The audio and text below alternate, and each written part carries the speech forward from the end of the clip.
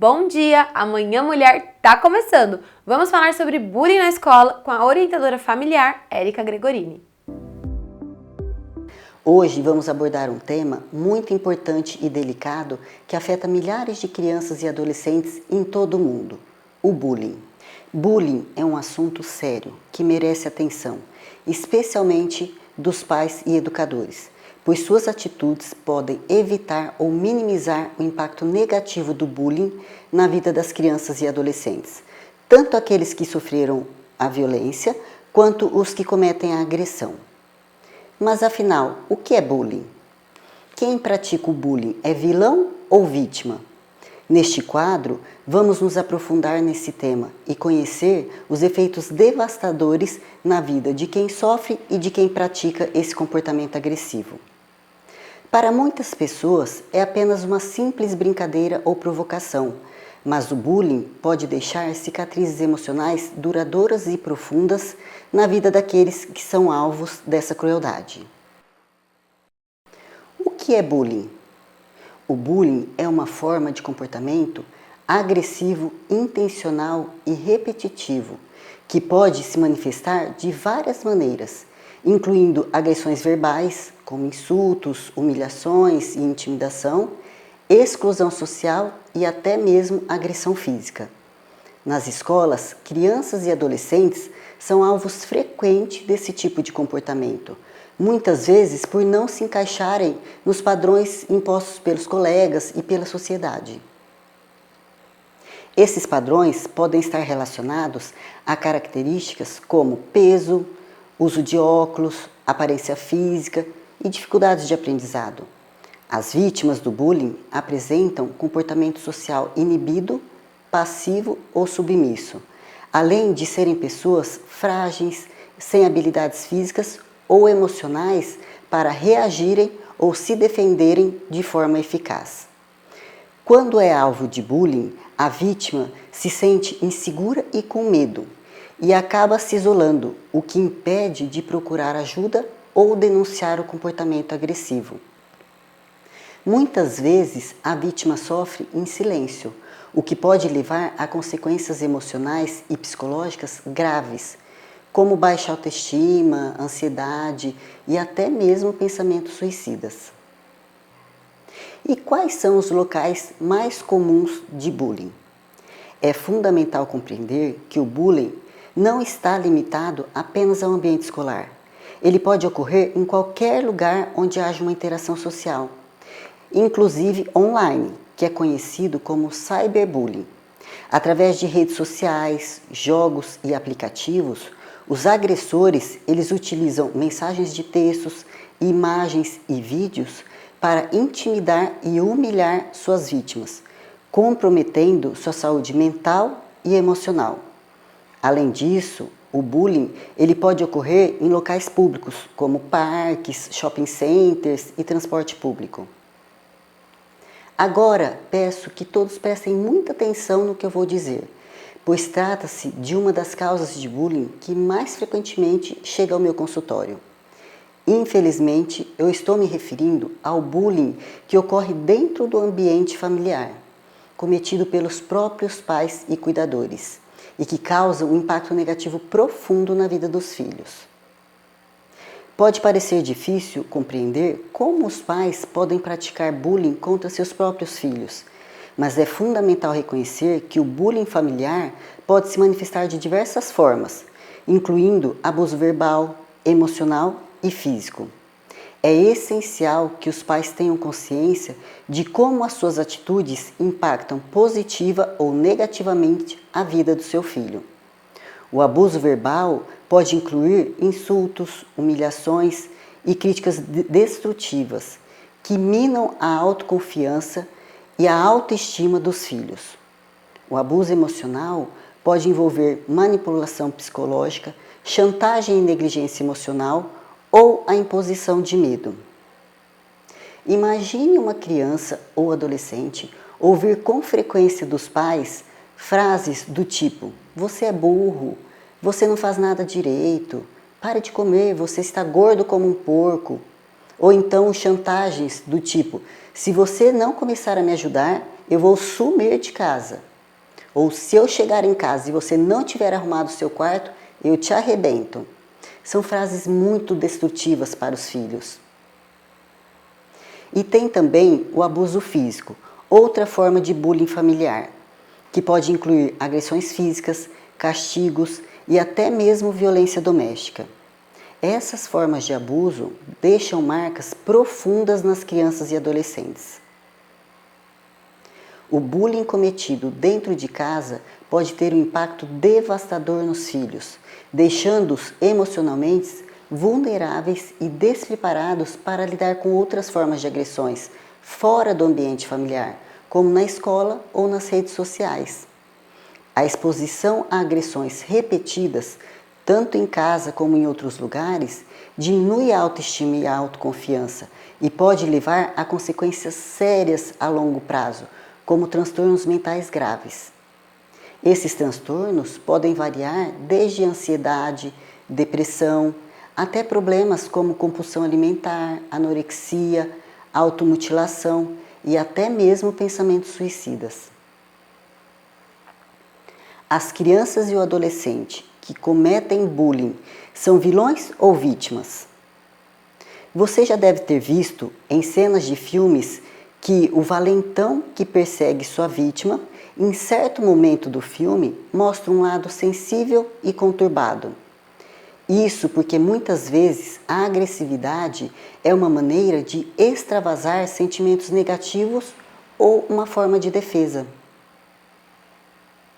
As crianças e adolescentes que cometem bullying muitas vezes são retratadas como vilões, mas na realidade, normalmente eles também podem ter sido vítimas das circunstâncias que os levaram a agir de maneira agressiva.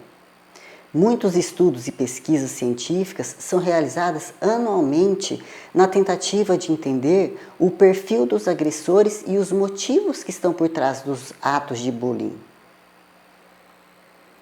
Esse comportamento agressivo pode ser uma reação a traumas de infância ou adolescência e geralmente estão associados a problemas familiares, como pais exigentes, agressivos ou ausentes. Outro fator também que leva a cometer esse ato é o de já ter sido vítima de bullying. A falta de limites, a ausência dos pais, sentimento de abandono, falta de atenção e carinho podem contribuir para o desenvolvimento da baixa autoestima, ausência de empatia e sentimentos de culpa. Em muitos casos, o bullying pode ser uma forma inadequada de lidar com essas questões emocionais, projetando suas próprias angústias em outras pessoas. Além disso, em algumas famílias, o bullying e o preconceito fazem parte da cultura familiar e os filhos acabam repetindo esse padrão, sem pensar nas consequências. Portanto, é importante reconhecer que as crianças e adolescentes que cometem o bullying muitas vezes são tanto vilões quanto vítimas. O que fazer se seu filho for vítima ou agressor no caso de bullying? É fundamental procurar ajuda profissional para a vítima, para o agressor e para os pais ou responsáveis envolvidos. Os profissionais oferecem suporte emocional, orientação e estratégias para lidar com a situação de forma eficaz. Se sua família está enfrentando conflitos relacionados ao bullying, o PAPA é um programa que fornece suporte emocional, orientação e recursos para promover um ambiente familiar saudável, construir habilidades de resolução de conflitos e fortalecer os laços familiares. E eu vou para um rápido intervalo, mas na volta vamos falar sobre as tarefas escolares das crianças. Não sai daí! Olá, pessoal! Hoje vamos falar sobre cabelo. Você sabia que os cabelos quimicamente tratados precisam de um cuidado diferenciado para mantê-los saudáveis? Quando a gente expõe o cabelo a um processo de coloração ou descoloração, é necessário fazer uma reposição de nutrientes para equilibrar o pH do cabelo. O Recovery Reversor Químico da Doce Rosa Profissional contém extrato de caviar, óleo de macadâmia e manteiga de murumuru, proporcionando o rejuvenescimento dos cabelos, devolvendo brilho e elasticidade que foram perdidos durante o processo químico.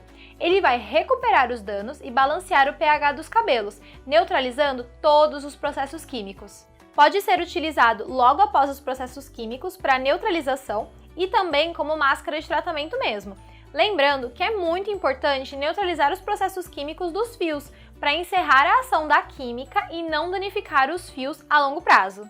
Então, sempre que fizer qualquer química no cabelo, utilize o Recovery Reversor Químico da Doce Rosa.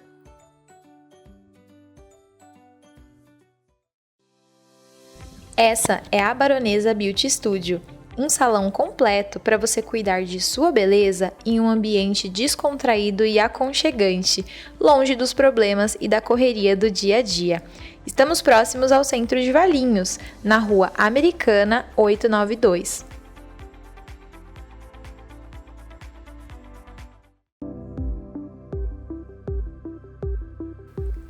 Amanhã a Mulher tá de volta e, como prometido, vamos falar sobre as tarefas escolares das crianças e adolescentes com a psicopedagoga Kátia Montesino. Olá, sou Kátia Montesino, psicopedagoga, trabalho com a educação há alguns anos e hoje estou aqui para compartilhar com vocês um pouquinho da minha experiência sobre as crianças em fase escolar, principalmente das séries iniciais. E no consultório, a maioria dos pais chegam com uma questão: Kátia, como eu posso ajudar o meu filho nas questões escolares? Quanta coisa nós podemos pensar sobre as tarefas de casa, os estudos, as questões escolares. Primeiro, penso que tem uma situação bem importante. Mãe não é professora, casa não é escola. Quando a gente consegue ter o discernimento para essa situação de que mãe muitas vezes não tem recursos para poder ajudar o seu filho naquele momento. O ambiente da casa precisa ser um ambiente adequado para essas tarefas, para esse estudo. Por quê? A minha casa não é escola. Ótimo. Na escola, todos esses ambientes são organizados de uma forma para que essa criança seja recebida e possa desempenhar da melhor forma possível tudo o que é solicitado. Durante essa semana, nós fizemos uma enquete na minha página do Instagram, katia.montesino, com 4 perguntas. E essas perguntas, as pessoas precisavam dizer se acreditavam ser corretas ou não corretas. Vamos lá. Auxiliar na tarefa de casa é uma situação que eu devo fazer? Uma questão. Saber de tudo o que acontece na escola é importante? Outra questão. Deixar que meu filho ou minha filha faça tudo sozinho, pois assim desenvolve autonomia? Importante. Estar perto, deixar que ele ou ela resolva as questões, mas eu estou ali, disponível, por perto. Se precisar, me pede ajuda.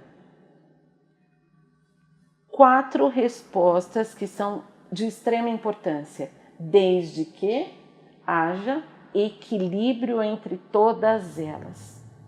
Vamos pensar comigo. Nós estamos focados nas crianças em fase de alfabetização, que são as crianças das séries iniciais, vamos pensar até o 5º ano, mas dicas que valem para todos os estudantes. Hoje nós temos crianças em diferentes fases de escola dentro da nossa casa, né? Auxiliar nessa tarefa é importante? É importante. A palavra já diz, auxiliar. O que significa auxiliar? Ajudar, fazer uma leitura. Muitas vezes a criança tem a habilidade da leitura fluente, mas não tem interpretação. Então eu posso ler para o meu filho o enunciado de um exercício? Posso? Isso é um auxílio? Sim, isto é um auxílio. Ah, Kátia, mas eu já sei, eu leio tudo e eu vou explicar para ele com as minhas palavras tudo que eu entendi. Não, faça o inverso. Leia para ele e diga: o que você entendeu do que eu li, meu filho? Minha filha. Tudo bem? Muito bem.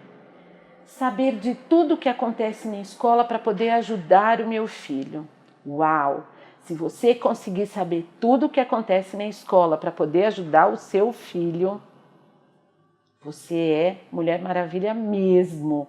Ou mulher, né? Ou super-homem, porque muitas vezes os pais também se incumbem desta ajuda.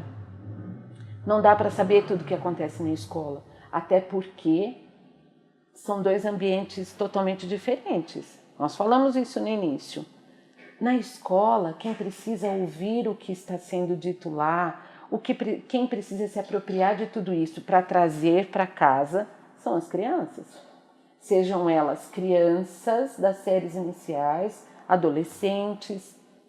Tudo isso faz parte da construção da autonomia.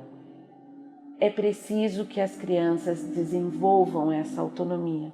Cada vez mais nós temos filhos, entre aspas, que dependem da ajuda dos pais o tempo inteiro.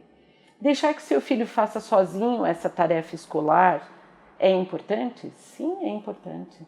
Ele deve começar a exercitar essa autonomia muito cedo. Vamos pensar que tudo que se investe muito cedo é um processo de crescimento, um processo que ao longo do tempo vai sendo adequado à necessidade dele e que vai acontecer. É preciso que aconteça, é necessário que aconteça. Eu sempre costumo dizer para os pais que chegam até mim que pais bons são aqueles dispensáveis. Triste ouvir isso, né? Porque nós pensamos ser sempre extremamente indispensáveis. Não devemos ser. A autonomia com as questões escolares é isso. Quanto mais conhecimento eu tenho, quanto mais desenvolvimento na área cognitiva, na área intelectual, na área emocional, me torno autônomo para criar os meus recursos de fazer tarefa, estudar. Estar perto do meu filho durante essas tarefas escolares ou esse momento de estudo, deixar que ele resolva as suas questões da forma que ele puder, mas eu estou por ali, disponível. Sim, isso é uma boa opção. É importante que as crianças saibam que sempre haverá um adulto por ali, por perto, em casa. Esse lugar é adequado? Penso que sim. O seu filho tem um lugar adequado para estudar? Tem um lugar reservado onde ele pode se concentrar, onde ele pode estar envolvido com essas tarefas e esse estudo? Não, não tem. A nossa casa, infelizmente ou felizmente, não possui esse espaço. Ótimo, ele pode fazer na sala de jantar, ele pode fazer na cozinha, você pode estar por perto, mas envolvido em outras atividades. Você pode fazer coisas e dizer para ele: eu estou aqui, se você precisar de mim, me chame. Esse processo de crescimento das crianças, porque muitas vezes olhar para os nossos filhos e vê-los crescidos dá uma sensação, né, de ninho vazio. Mas é isso, as crianças crescem. Quando lidamos com escola, sempre é importante pensar: qual o meu papel? O que é que eu desenvolvo com o meu filho? Vou te contar um segredo. Lá em casa eu tenho crianças em fase escolar. Estudei muito, trabalhei muito com educação, fui professora aí por algumas décadas. Funciona? Não, não funciona.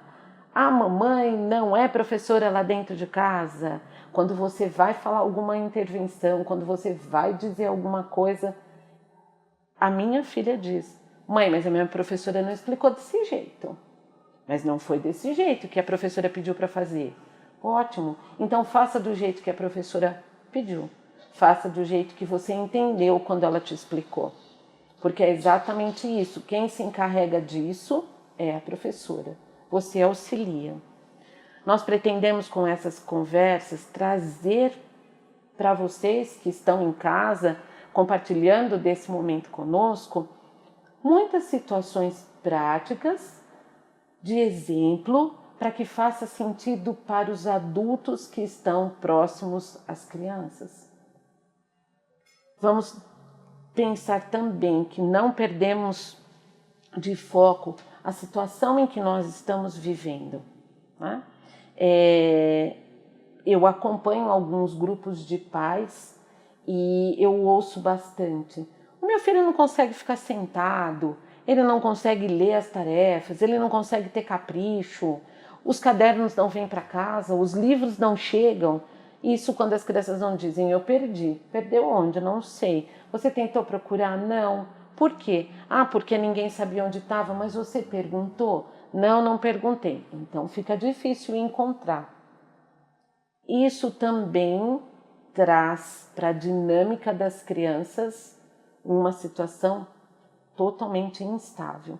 Nós estamos vivendo situações extremamente instáveis, né? Pense o que é que você precisa se importar com o seu filho agora. Como é que eu posso ajudar o meu filho agora?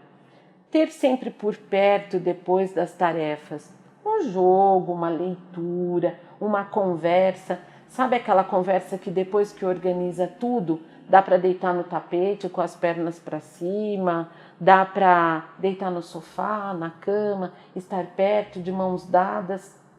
Diga sempre a ele, parabéns pelo seu esforço, como você conseguiu fazer as suas coisas do melhor jeito possível. E sempre também diga, que bom, eu fiquei por perto, cada vez mais você está conseguindo resolver as suas coisas sozinho. Olha que capricho, parabéns pelo seu esforço por ter feito uma tarefa tão bem feita. A sua professora vai ficar feliz com o que você está levando para a escola. Vamos pensar nessa criança em 3 pilares. O cognitivo é super importante, o intelectual é super importante e o emocional é super importante. É um tripé que não dá para ter uma perninha manca, porque se tiver não funciona. Elabore tudo isso, traga as suas dúvidas para que a gente consiga ajudá-los da melhor forma possível. E sempre pensando que essas crianças precisam estar cada vez mais autônomas, com sentimento, com pensamento, com atitudes. Essa autonomia vem junto com essa maturidade. Esta maturidade vai chegando todos os dias. Quando há esse alicerce, quando há essa intervenção dos pais, tudo se resolve. Tudo fica tranquilo. Espero que tenham sido boas dicas e que a gente se fale em breve.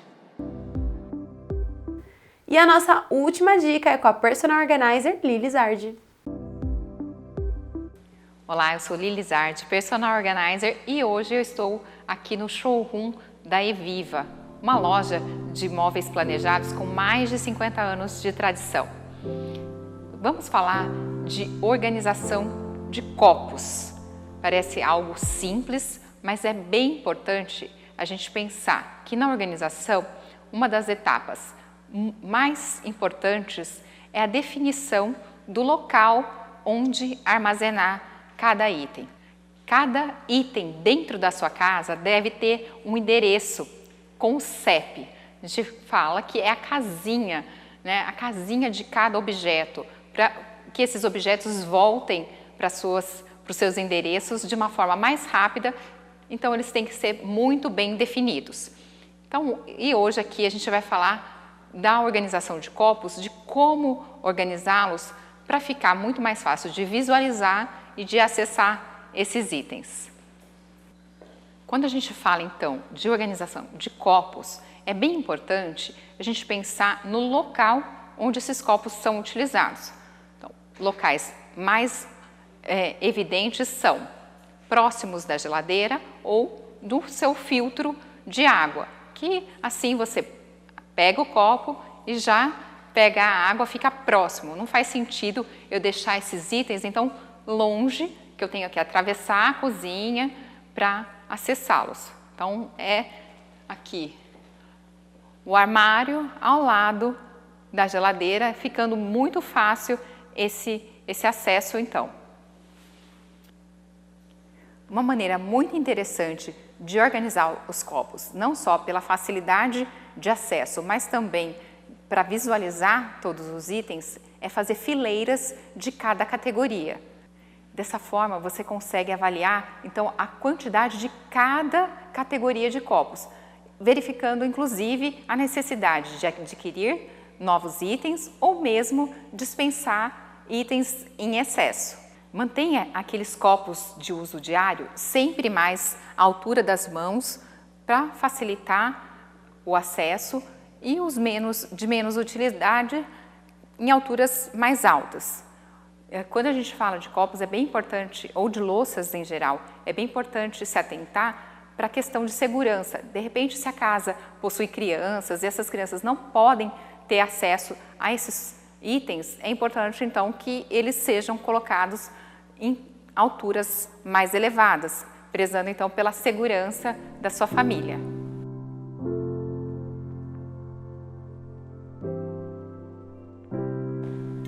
Você pode também acomodar próximo aos seus copos as suas jarras, seja de água ou suco, para facilitar também essa utilização. Então, sempre as famílias de itens, elas são colocadas próximas, né? Então, tudo que tem a ver com os copos, ou mesmo porta-copos, então, preze por colocar próximos esses itens, que a sua organização vai fluir de uma forma mais natural.